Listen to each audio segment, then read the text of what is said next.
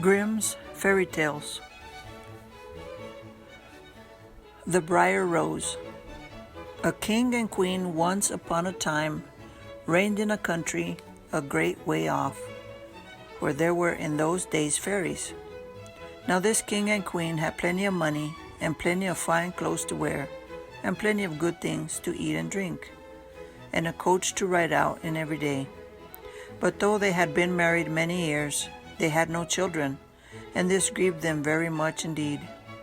But one day, as the queen was walking by the side of the river, at the bottom of the garden, she saw a poor little fish that had thrown itself out of the water and lay gasping and nearly dead on the bank. Then the queen took pity on the little fish and threw it back again into the river.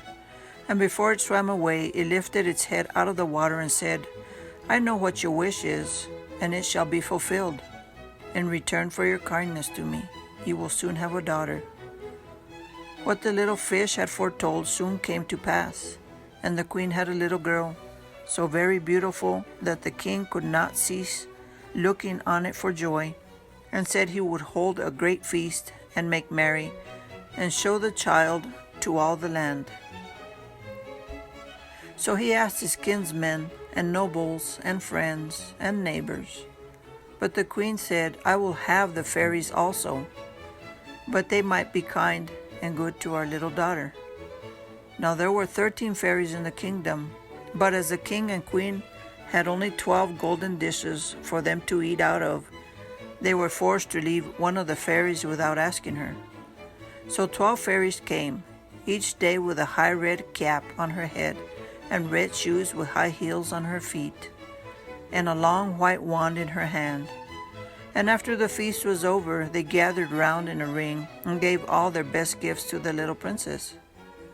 One gave her goodness, another beauty, another riches, and so on.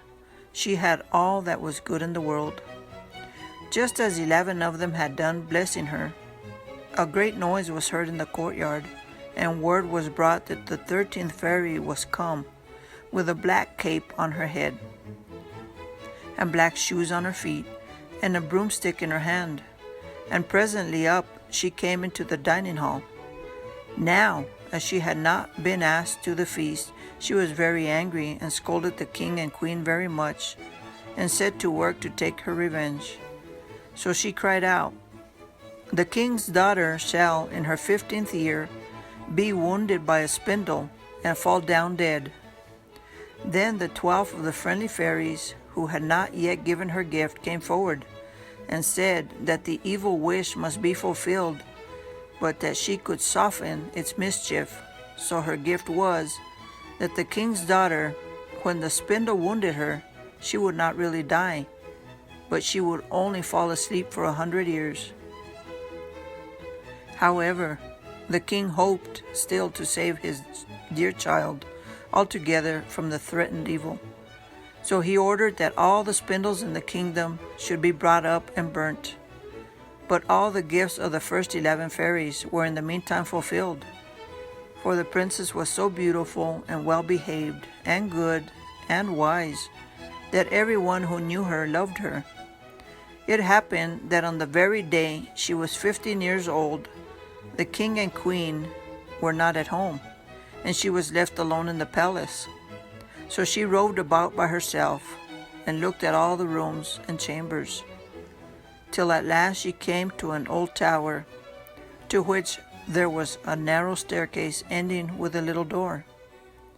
In the door there was a golden key, and when she turned it to, the door sprang open, and there sat an old lady spinning away very busily. "Why, how now, good mother?" said the princess. "What are you doing there?" "Spinning," said the old lady, and nodded her head, humming a tune, while buzz went the wheel. "How prettily that little thing turns round," said the princess, and took the spindle and began to try and spin. But scarcely had she touched it before the fairy's prophecy was fulfilled. The spindle wounded her, and she fell down lifeless on the ground. However, she was not dead, but had only fallen into a deep sleep. and the king and queen, who had just come home, and all their court, fell asleep too. And the horses slept in the stables, and the dogs in the court. The pigeons on the housetop, and the very flies slept upon the walls. Even the fire on the hearth left off blazing, and went to sleep. The jack stopped, and the spit that was turning about with a goose upon it for the king's dinner stood still. And the cook, who was at that moment pulling the kitchen boy by the hair to give him a box on the ear for something he had done amiss, let him go, and both fell asleep. The butler, who was slyly tasting the ale, fell asleep with a jug at his lips. And thus everything stood still and slept soundly. A large hedge of thorns soon grew round the palace, and every year it became higher and thicker, till at last the old palace was surrounded and hidden, so that not even the roof or the chimneys could be seen.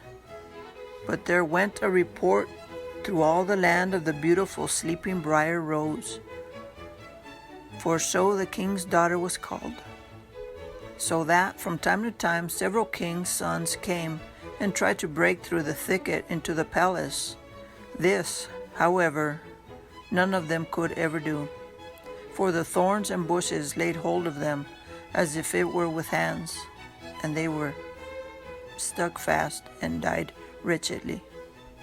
After many, many years there came a king's son into the land, and an old man told him the story of the thicket of thorns, and how a beautiful palace stood behind it, and how a wonderful princess called Briar-Rose lay in it asleep with all her court.